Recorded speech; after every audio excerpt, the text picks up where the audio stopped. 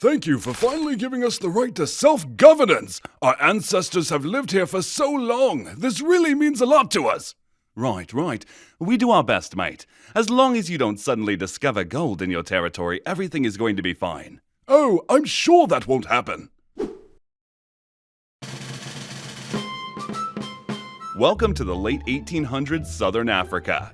We have vast landscapes, diverse culture, and it is about to become the epicenter of a massive face-off. And it is because of this shiny metal, gold.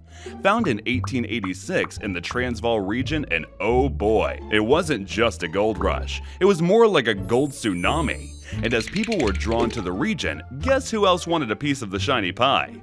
Oh, quite the find. How splendid for the empire. Yep, none other than the British Empire had its sights set, and not just for a little bit of gold. Trade, strategy, a touch of imperial ambition, they were in for the whole deal.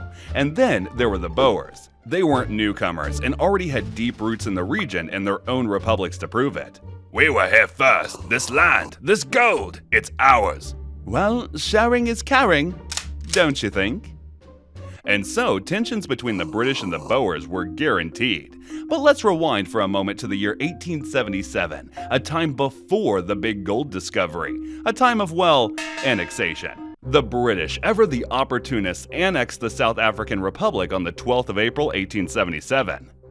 Now the British had their reasons. Stability concerns, potential foreign meddling, you know, the usual empire worries. And who was at the forefront of this annexation? None other than the glorious Sir Theophilus Shepstone. Ta-da! I'm at your service. Oh, and by the way, this place, it's ours now. And by your service, I mean the service of your British colonizers. As you can imagine, the Boers weren't exactly throwing a welcome party for the British. Protests and uprising became the new flavor of the day. We won't stand for this. But we brought tea? But the tea didn't help. The Boers were pissed.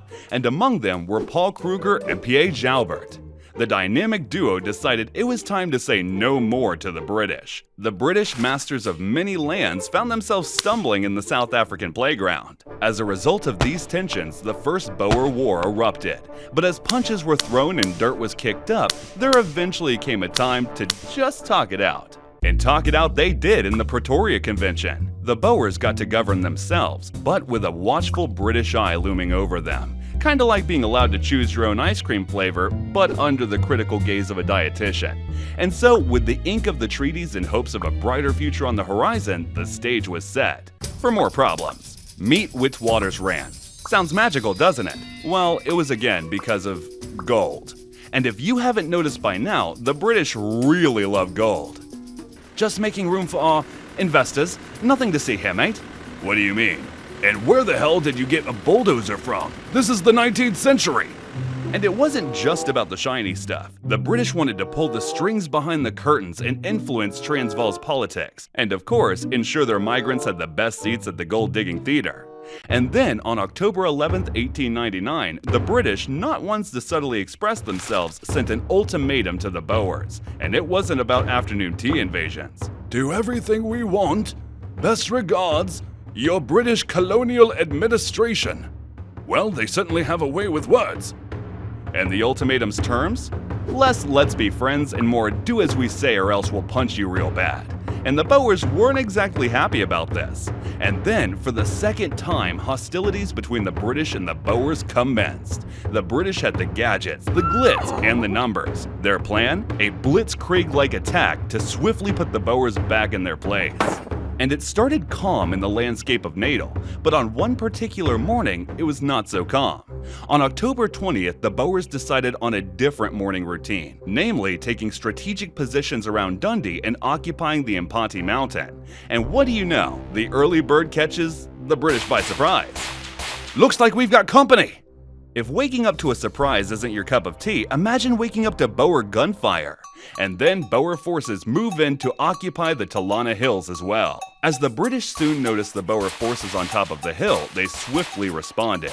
Now meet the leading men of the act, General Sir William Penn Simmons for the British and Lucas Meyer for the Boers. 4,000 British soldiers faced off against 3,000 Boer troops, and then the British went full-on frontal.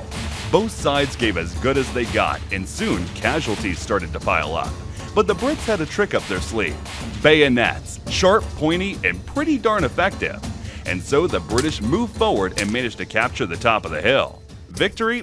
Well, sort of. Boss, I think we've got more company. Well, looks like time to go, mate.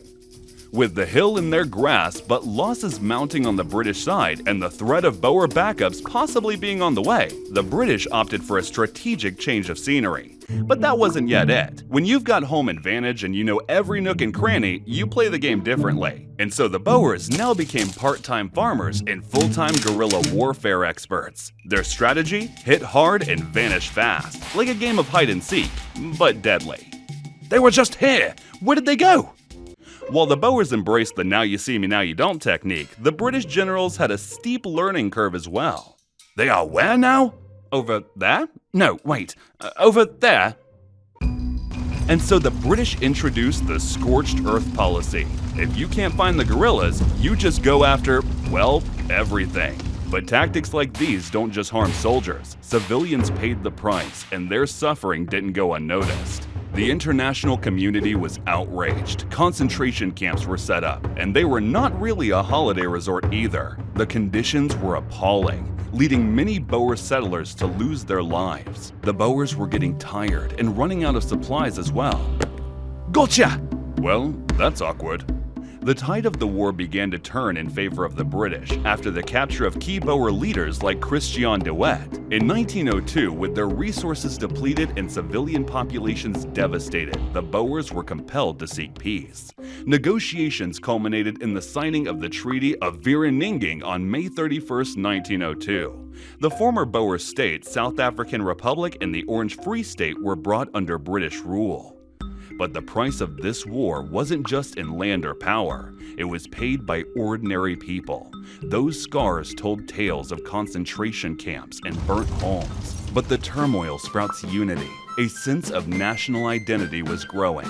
And by 1910, South Africa took its first steps into a new chapter as the Union of South Africa was established. I'd like to thank my subscribers on Patreon who make this content possible. A special thanks and shout out to Badger Refounded and Dulles.